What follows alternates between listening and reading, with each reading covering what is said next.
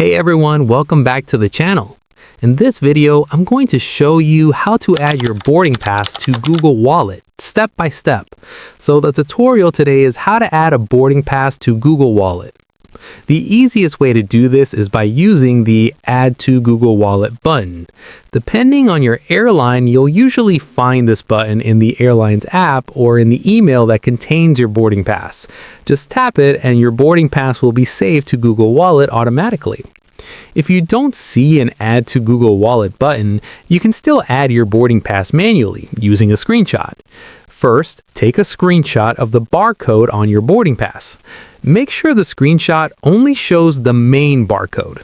If there are multiple barcodes or QR codes, crop the image so only one barcode is visible, since Google Wallet can't add images with multiple barcodes. Next, open the Google Wallet app. Scroll down and tap on Photo.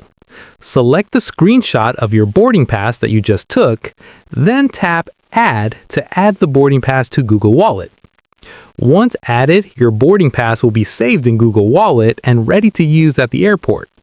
On some Android phones, you may see an Add to Wallet option pop up automatically right after taking the screenshot. If that appears, you can tap it to skip a few steps and add the boarding pass even faster. And that's it. That's how you add your boarding pass to Google Wallet. If this video helped you out, make sure to like the video, subscribe to the channel for more Google Wallet and travel tutorials, and leave a comment below if you want to see another quick guide. Thanks for watching, and I'll see you in the next one.